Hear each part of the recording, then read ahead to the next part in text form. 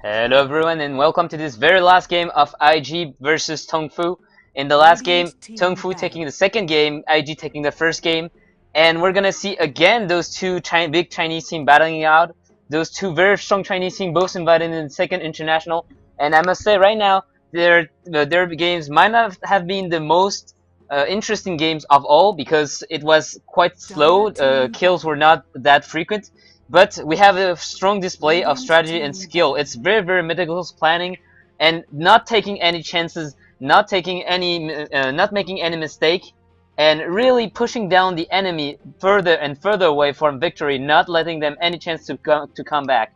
So IG now gonna ban the Chen, TongFu gonna ban the Darks here, and as I said, this is the very last game from the round of 8 of the Gosu Monthly Madness Asia tournament. So right after this game, we're gonna find out the semifinals and what the matchup are going to be. Chaos Knight now banned from IG and Naga banned from TongFu. So again, we won't see any Naga, play from this IG versus TongFu series. Naga Siren banned all three times, and Chaos Knight this time banned by IG. TongFu played the Chaos Knight twice. First game they lost, and second game they won with the help of the Chaos Knight. Now the Lycan's gonna get banned as well. And we're gonna have to see if TongFu decides to go and ban the Invoker, or are they gonna let him? Are they gonna let Ferrari play Invoker once again? Ferrari, which is one of the very how do we say that? Ferrari is a very famous Invoker player, and most of the videos that actually show his display of skills are Dota 1 videos. I have heard about this. In Dota 2, we haven't seen him shine quite yet with this Invoker. So I really want to see if there's some very strong play coming out from Ferrari's Invoker, because I want to see the legend actually being shown here. And Prophet now banned by TongFu, so now they have the first pick for IG, and that means they can go for. There's a lot of heroes here available that are very good. Again, the thing is, with the new heroes coming into the pool, it forces new bans as well. Like Naga Siren and Chaos Knight, they are taking those banning slots that usually were reserved for other heroes, like Prophet, like Invoker, the Shadow Demon also was picked quite late now. So usually it was more Invoker that we saw ban, or even some heroes like Broodmother if you didn't want to play against. And Leshrac's gonna be the first pick for IG. So again, Leshrac, one very versatile hero who can push, solo, support, and he has just very strong teamfight AoE in general, and he has a good follow-up stun. So as long as Leshrac is paired with someone that can stun, usually he can be paired very well with the Shadow Demon, and Shadow Demon Panda are gonna get picked by TongFu. So Shadow Demon Panda again, I said that before in another game where Shadow Demon Panda were exactly the second and the third pick. It was the Shadow Demon Panda lane in the mid lane is very difficult to play against, especially if you're playing, for example, an Invoker, Leshrac, or any other squishy solo mid hero that usually in 1v1 fare very well, but against a Shadow Demon plus a Panda, usually you'll fall very quickly, because Shadow Demon will disrupt you. That will create two illusions of you that will auto attack you. The Brewmaster will clap at the end, and with the Shadow Demon's curse, it will increase the damage you take, and that means the thunderclap from the Panda already deals a lot of damage. It will deal even more damage, and after this, since you're slow from the clap, you will get right-click down by Shadow Demon and Panda. So it's a lot of damage coming out from this combo. And Sand King now picked by Leshrac. So Sand King, one of those heroes who can set up the Leshrac ban, and Invoker also picked. So Ferrari, once again, we're gonna see Ferrari in the middle lane with the Invoker. So that is 3 games in a row. The second game, it didn't really pay off that well, but I'm confident that we'll see some very good play coming from Invoker. And if Invoker is facing in the mid lane the Shadow Demon plus the Panda, he's going to have a hard time. On the other hand, we might either have a Leshrac Sand King, with maybe a +3, so that a tri-lane plus a solo laner, and that means we'll have a killer tri-lane I like to call, because Sand King Leshrac already dishing out a lot of damage. If you add up an extra support over this to deal even more damage, it's gonna kill anyone with the combo. Enchantress now picked by TongFu, so Enchantress will be able to jungle and to harass the heroes all around with the early smoke ganks. And if you time the Enchantress very well, Enchantress is a very hard hero to play in pubs, because it might seem easy to just, you know, roam around with creeps and do something, but Enchantress really relies on aggression. If you do not make aggression with Enchantress, and if you cannot really pay off in the early game, your pick, well, your Enchantress pick, it's almost like a wasted pick. It's like if you picked the Night Stalker and you didn't really use the Night Stalker to do anything during the night, which would be, you know, real surprising. So the Anti-Mage gonna get banned by IG. Anti-Mage, one of those very pesky heroes, especially against high, you know, high mana pool heroes like Invoker or Leshrac, because if you happen to catch them out of mana, it's a huge amount of AoE damage that might be coming from the Anti-Mage here. But on the other hand, the Anti-Mage, he's also banned because he is highly resistant to magic damage, and right now the IG side almost only have magic damage. Leshrac is magic damage, the Sand King with the ultimate and Leshrac is going to be magic damage. Invoker as well, except if he goes for the Exort build, but right now we saw Ferrari going twice the Wex and Quas build, which is quite the standard build in China, as I understood. From a video I watched from Nova, which was a Chinese player who right now moved to United States. So we saw some of his commentaries coming from his own, you know, matchmaking in USA, and he was really surprised that the you know, North American Invoker would always go almost for Exort Quas. He said, you know, American players like to go for the Force Spirits, and he couldn't really understand why, because he thought the really the control coming out from the Wex Invoker in this tornado, in this you know, cold snap, and the fact that you can land EMPs was really, you know, too much to pass on. Even after the nerf that hit the Wex Quas Invoker, and the buff that you know, allowed the Exort Quas Invoker to be more viable, he thought that it wasn't really worth it. So now Morphling now banned by IG, so they're banning out the strong carries. The AM's gonna get banned. The you know, the Morphling's gonna get banned, and TongFu, you know, securing those team fights. They don't want more magic damage, so Enigma's gonna get banned to avoid having a Sand King Enigma combo, which really, Enigma with Leshrac and Sand King, it's a huge damage potential. With the Invoker, you know, the Invoker Meteor from the Invoker as well. It's a huge amount of AoE damage, and if that means if the Enigma lands the Black Hole, is going to be terrible for the enemy team. Queen of Pain is just adding up to the damage and giving them a you know, solo laner that really adds up to the whole magic burst damage, AoE damage, you know, lineup. And instead they're going to pick up a Broodmother. So Broodmother, very strong solo laner, very annoying solo laner to play against, very hard to bring down, very hard to gank, to, you know, to play against, and you cannot just ignore her, because she will push the lane very fast. It's not like, you know, leaving a Darkseer alone for quite some time. He'll be able to farm up, bring down your, you know, the creep waves, but as far as tower pushing goes, he will only be able to, like, you know, right click down the tower and just basically punch the tower with his little blue hands. So not a real lot of damage coming out from the Darkseer. Whereas the Broodmother, she can just, you know, spawn tons and shit tons of Spiderlings, and this will just bring down the towers very quickly.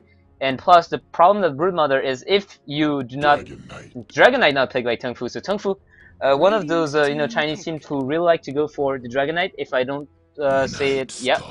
And Night Stalker gonna get picked by IG, so it's gonna be a Night Stalker, Leshrac, and Sand King combo, I guess.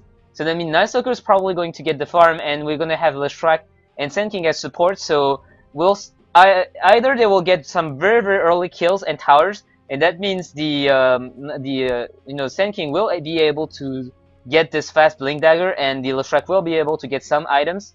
So that will allow them to function very well. But if it's not the case, Leshrac and Sand King both as support heroes, they'll have a very hard time surviving in those fights.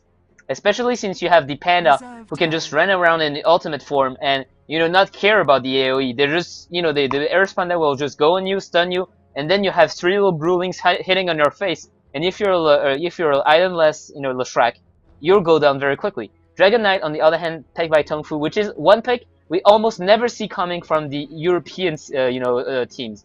Dragon Knight is one of those Chinese carries that really shine as a pusher with the green dragon form, and also as a carry that does not go for damage items, but rather for tanky items. Usually the Chinese team will play the Dragon Knight as a pipe builder. So he will rush out for the pipe, and he will have high armor due to his Dragon Blood ability, and he will have high magic resistance due to his pipe. So now how is going to be playing the Dragon Knight? Kabu is going to be playing the Beastmaster, which is the last pick. Awoke on the Enchantress, Mu on the Brewmaster, and Shadow Demon is going to be played by Sencheng. On the other hand, we have Ferrari on his Invoker mid lane again. Faith is going to be playing the Leshrac. Chuan is on the Sand King. Joe is on the Broodmother, and YOF on the Night Stalker. So Joe again playing the carry like usual, but now this time he's going to be on a Broodmother. So not that much of a hard carry, because Broodmother, as I said in some of the game we saw from the Broodmother, she has a hard time late game in the team fights. She's very good for soloing 1v1 with an Orchid, silencing the enemy, slowing him down with the incapacitating bite, and just soloing him with the ultimate that allows her to have 80% life steal. But in the team fights, she's gonna have a hard time running after the heroes because she has to chase manually. She has no hard disable. She has no movement ability to really follow them quickly, except for the web. And right now we see TongFu going on their own jungle, trying to see if the IG side is going to try and invade, but it's not going to be the case. So the Observer Ward is already placed down here. Very aggressive Observer Ward again, and we have sentries on Shadow Demon, so if they're going to go against the Broodmother is going to have a hard time. And she's going to find an Invis rune right now. And Sencheng sees this, but Joe, Broodmother level 1 Invis, not going to be able to do a whole lot. Now second ward is going to get dropped on the high ground, so they have division over this area, and this means very probably aggressive play coming from Sencheng on the Shadow Demon plus Brewmaster. So Ferrari here already taking a lot of damage from the creeps, but he's level 1 Quas, so he'll be okay. Kabu's gonna soloing on the bottom lane, but he's already being very, very careful. Now Joe getting harassed down by the Shadow Demon with the Sentry Ward, and he's already popping down the Disruption to make sure that Joe won't try to trade blows for bros, because Joe on the Mu actually being taken very low on health. I didn't see this. Joe with his spin webs will be able to really survive a lot, because the spin webs give high regeneration rate, 2 HP per second. But right now he can't even go under his own web here because it's a Sentry Ward. So How is going to be just fine farming up. He's going to farm a shit ton, and a farmed on Dragon Knight is not fun to play against, especially as a Broodmother, because your Spiral Links will just get bring down by the Fire Breath, which is one of the strong aspects. Oh, Mu again taking a lot of damage. And he's hitting right click by Ferrari right now, so he has the bottle that will fly up to him. Ferrari, on the other hand, does not have so much gold, so he's getting out last hit, I guess. If we take a look at the last hit denies, yes, no, actually. So no, I mean Mu. I was wrong with this. Mu actually goes for a bottle ref, so that's why he got this bottle so fast. Whereas Invoker spent all his money already. So we see that Kabu right now, he's not doing anything because the Radiant very smartly ward up the ancient camps, so they Beastmaster cannot stack the ancient camp, which is what the Beastmaster usually do, because they go on the solo lane, they know they can't get any experience, so they just stack up this camp again and again and again, and then when they're level like 5, they take whatever whatever soul ring or bottle they can get, and then they start killing the camp with the axe. And Faith almost getting the deny on the rune here. But that leaves the Beastmaster with a haste and really going to be playing aggressively against Faith. Faith taking a lot of right-click damage, and now Kabu is going to get chain stun. But is it going to be enough? He still has the haste rune for at least 30 seconds. Oh, Faith is going to pop the healing salve, and Kabu is going to see that, so he's going to back off. There's no real need to go further on this, but almost bringing down the Leshrac here. And in the mid lane again, Mu taking a lot of damage, but Ferrari also taking a lot of damage from the right-clicks. Brewmaster now still has 1 charge in the bottle. Ferrari 2 levels in Quas, so he's gonna be quite fine killing up. On the other hand, we have Broodmother. She's deciding to pull up this hard camp, which is a very, very good idea since she saw that she can't do anything on the hard lane, somewhat like the Brewmaster, the Beastmaster. But the Beastmaster, she's not doing anything. He should be trying to maybe pull this, but instead he's just gonna let his ally push down this tower, and this will allow him to get some experience and some gold for free. So he's just gonna come in and help up to push down the tower. And we see on both sides the solo laner on the hard lane actually abandoning their own lane and going instead, for example, in the jungle, or actually Joe still level 1, not even able to kill the entire camp, and he's trying to and stand up on his second tower to at least get some experience from the creeps here. Is there a sentry ward here? There is no sentry ward left, so Joe is going to be quite okay sitting down in his webs. There's no way they can see him. Oh, actually, Enchantress has the wards in his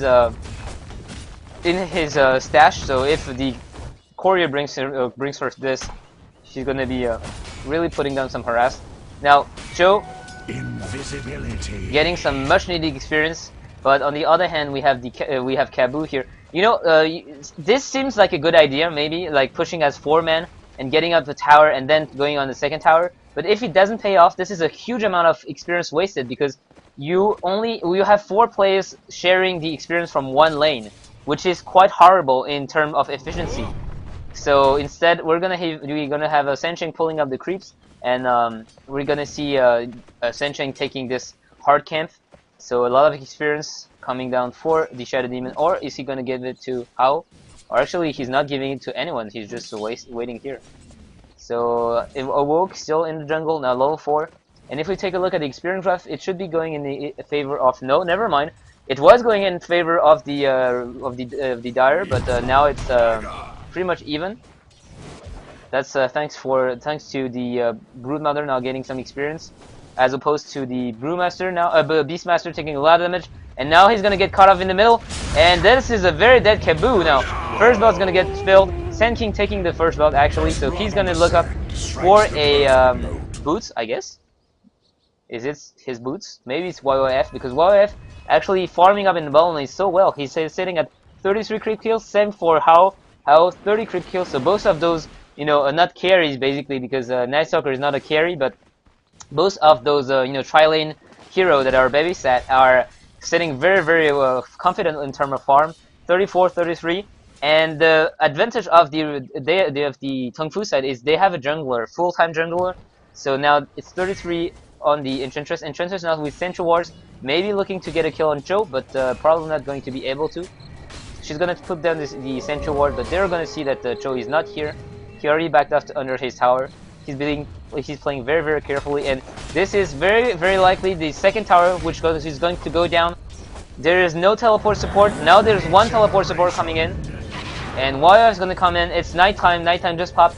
So they're going to have to look very carefully about not getting picked off. The Night Stalker during the night, a very hard hero to stop. He has the power treads. He is level 6, almost level 7. With all his creep kills, he has a lot of gold. It might be a try to go for the Brewmaster. He has a level 1 silence if he wants to. And actually, if they want to bring down the Brewmaster, they will have to do so under the silence of the Crippling Fear. Oh, Beastmaster is getting killed here on the bottom lane, which is actually quite surprising he went that far, because, under level Beastmaster against Sand King Leshrac, yeah, it's not gonna work out.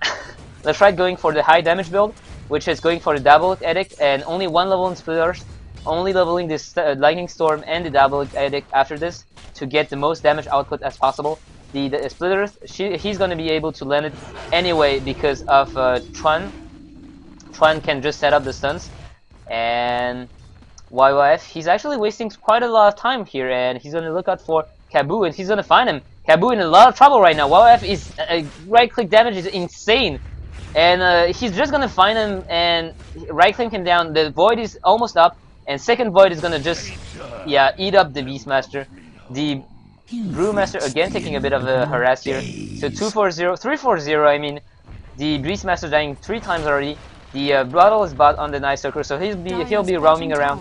And I was saying for the Brewmaster, if you cannot bring him down in the 5 seconds of Crippling Fear, you won't be able to kill him because he has the ultimate. Except if he is out of mana, there's no way you will be able to kill him.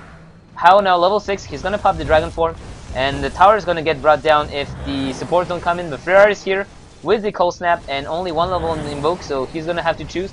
Now YF is diving in, Hao taking an enormous amount of damage. Disruption's gonna land to try and save him sometime, but Hao still taking an enormous amount of damage. She's gonna go down, but that is some time that they actually wasted to bring down the Dragon Knight, and that means both of the Enchantress and the Shadow Demon are going to be able to run away.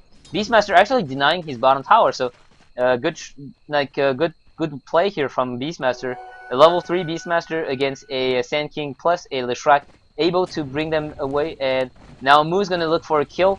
Leshrac actually backing off very wisely, and I must say I don't know if he noticed the Brewmaster running in before using the invisibility and also teleporting away. Now Faith has to be very careful because he's still sitting right here. He's actually pulling the creep and stacking them, so yeah, they will be able to do a lot of make a lot of gold with Leshrac and Sand King AoE.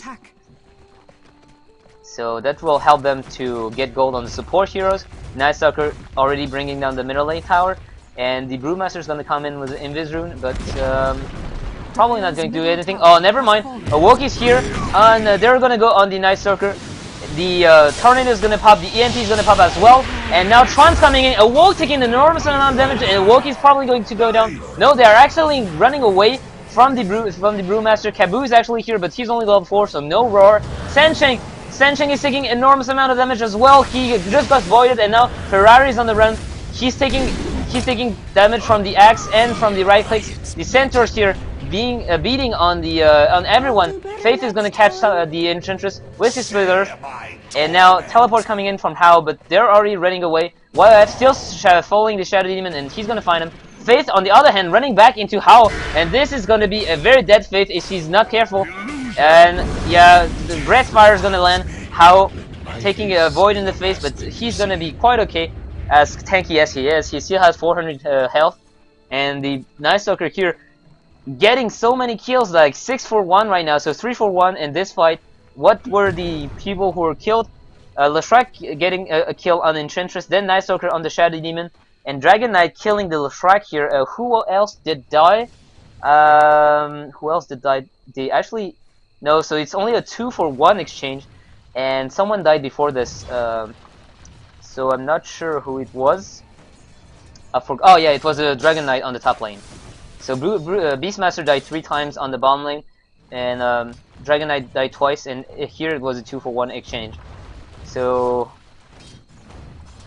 now back to the farming, and Enchantress is gonna come in, slowing the Invoker. Invoker is gonna land the Pulse Snap. They know that the Brewmaster doesn't have the ultimate, and EMP is gonna land and take all the mana away from everyone. Moo's getting right click down by the YOF, and Awoke also taking a lot of damage from the right click. Night Stalker landing his void once again, and Sancheng leaving stacking up those poison charge. Kaboo taking right clicks damage from YF, and now the Splitter is gonna land.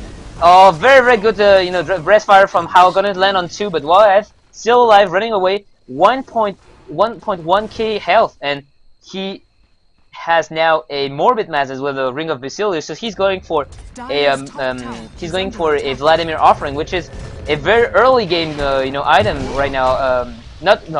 I can't really say that. Not early game item because it still scales very well because it's percentage based, but it's gonna be it's gonna allow him to really take more damage because it adds 5 armor as well as some lifesteal. And since he attacks so quickly with his right click damage, he's going to be able to be more sustainable in the fights.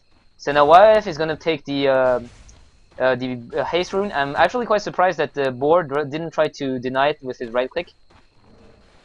Joe going for the Soul Ring plus the Hand of Midas, so feeling very confident right here. He used the Hand of Midas, so that is a late farming build.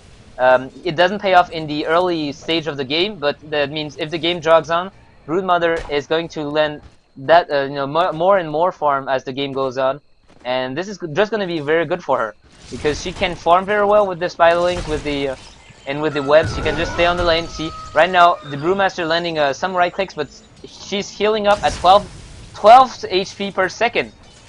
And Brewmaster now has the Blink Dagger, so we'll have to look out for this. Let's take a look at the items right now. We have Broodmother with the Hand of Midas as well as Soul Ring. We have Night Stalker with the Power Trait Magic Wand, Bottle, and the Vladimir Offering. So he's gonna boost up his team as well. Ferrari has the phase boots and going to look for the the 4-staff. Leshrac and Sand King still quite poor because they're the supports. Leshrac has Bracer plus boost plus Magic Wand. Sand King the same plus an Urn of Shadow instead of a Bracer. And on the dire side we have Enchantress awoke with pretty much nothing. Bracer, Ring of Vesuvius boost of speed, although she farmed quite well, and she's gonna smoke up with Hao and Sencheng. Beastmaster, still level 4 only, and he's stacking up those enchants. He's stacking them so much to try and get some some creeps, but he actually missed this stack. I'm surprised. Oh, he's actually already trying to kill them with the axes. So Beastmaster level 4 only. Now Joe is going to run away from the dust, so he's gonna be okay.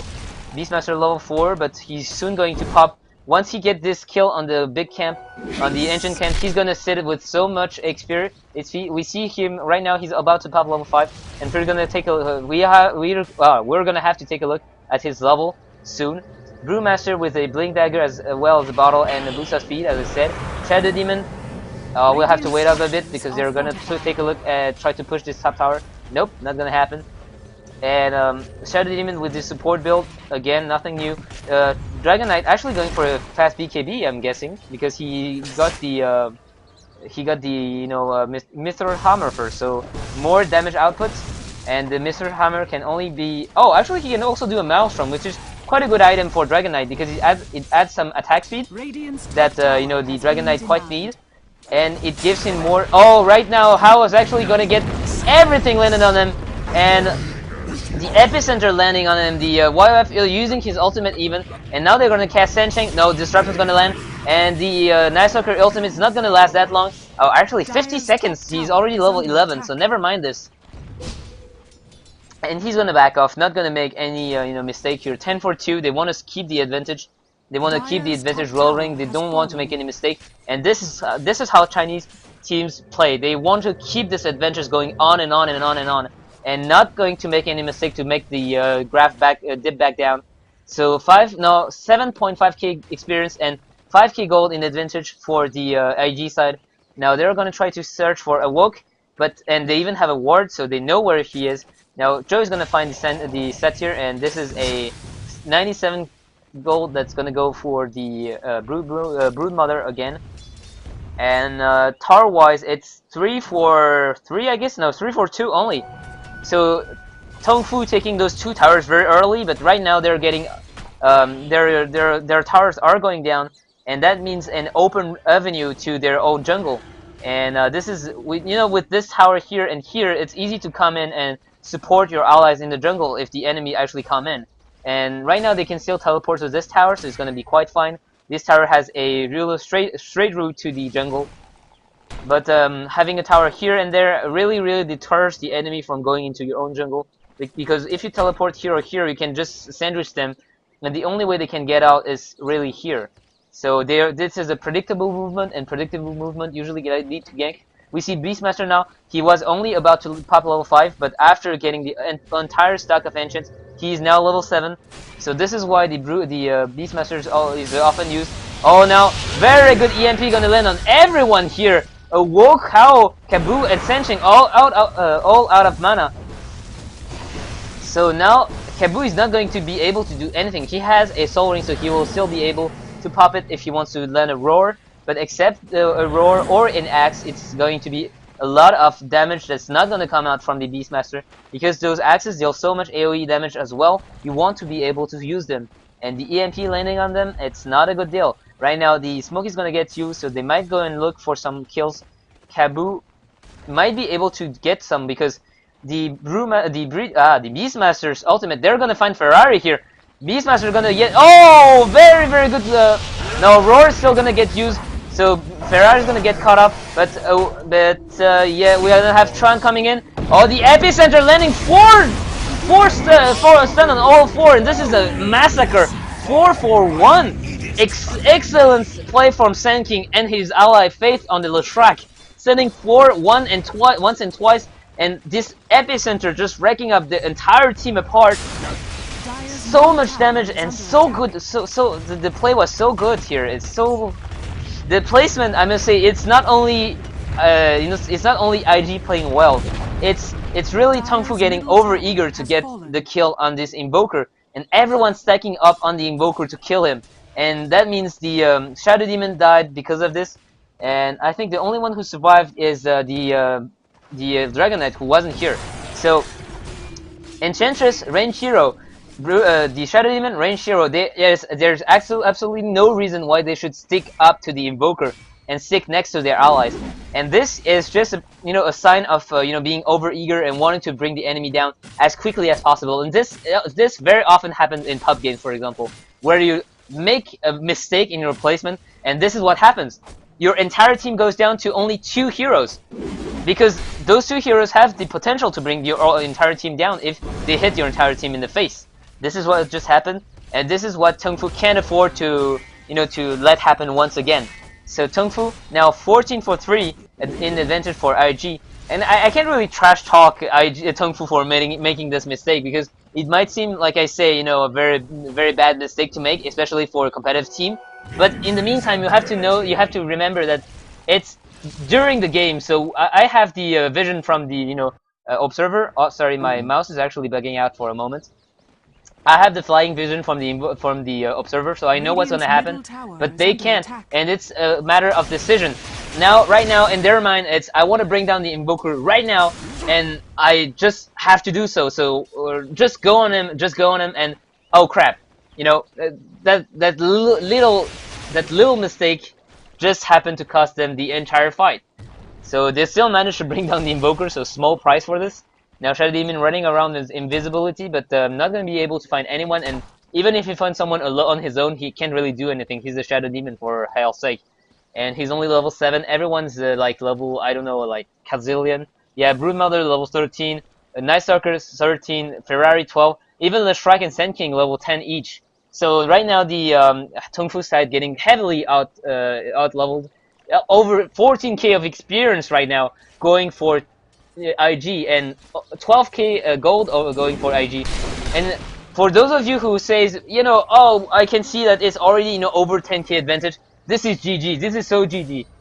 Well, remember that some of the games that happened in even the international went over 15k advantage, gold, experience, both of them combined over 15k, and then just a big team fight happens, and mistake happen over and over again. And I might want to know, so how is not gonna try to go on Joe. And I was saying, and this is the making this little mistake might be all that is needed to bring back the game. So it's not GG, it's not over yet by any mean. Right now they still have, the problem is they're playing against a very strong Chinese team. So Chinese team are less likely usually to make any mistakes. Oh no, Brewmaster is gonna get caught up, and he's gonna have to use his ultimate, but he can't. The cold snap coming up from Invoker, too many minute stuns, and he can't finish his animation. So this is actually quite harsh, and it's very annoying when you play against an Invoker with a very slow casting hero. The hero that has very slow cast animation, like Leshrac or Earthshaker or the Brewmaster, trying to land those those skills but not being able to. Like Earthshaker is one of those heroes who is the most effectively, you can see this very easily on the Earthshaker. For example, when you have a clockwork that's here and using his little fart spell that deals a bit of damage every few every half a second, and that mini stuns, you can't do anything. If you want to land the Fisher, he will raise the the totem above his head, and then he'll get Ministun, and then he'll raise it again and he'll get Ministun. And this is like 10 seconds in which you can't do anything. So second tower is going to go down on the top lane, and right now the IGs have total map control over the map here. So I was saying it's not GG, but it's going to be very hard to make a comeback against a very experienced Chinese team, because as I said, Chinese teams are among the least teams that are susceptible to make any mistakes. They are very cool-headed. They train a lot, it's a hellish amount of time. They have like schedules and everything. And compared to European teams, usually they see Dota as a very professional way of it's really like their way of living. So they have sponsors, they have you know, they have prices, they have you know, they're getting paid maybe enough salary that you know, European players might not have, because the well, I'm gonna have to wait a bit. The team fight is probably about to break in. The AMP is gonna pop, and already landing a How is absolutely out of mana, so he's only being able to pop his Dragon Force. Moo's gonna blink in, use his Stomp, but 2 BKB coming out on the IG side. Now YF is not carrying it, and he's just delivering the damage on How, right-clicking him down, and now the Tornado is gonna pop on the Leshrac, bringing him away from the fight. Tron landing a perfect ultimate on 2 of them. Cabu taking a lot of damage, and now he's forced to run away. How is gonna be the second casualty, no, third casualty of war, and Tentro's going down. Brewmaster going, the Beastmaster going down. Brewmaster about to go down as well, and he's gonna go down. Tron has the oh, and no, GG's gonna get called up by the TongFu now, and this is it. It's the end of the round of 8, and we're gonna see you guys on the semifinals. IG is gonna advance, and right now for the semifinals we'll have IG fighting LGD or Orange or Zenith. So we have one team from Malaysia, it's gonna be Orange, one team from Singapore, which is going to be Zenith, and 2 Chinese team, LGD as well as TongFu. LGD, I might want to remind you, right now sitting at 82% win rate, and TongFu at 71%. So those 2 teams really appeared on May 2012 only in the Dota 2 competitive scene, but they really are showing they are some of those top teams, top level teams, and they definitely deserve their place in the second international. So thanks for watching, guys, and I'll see you guys next time.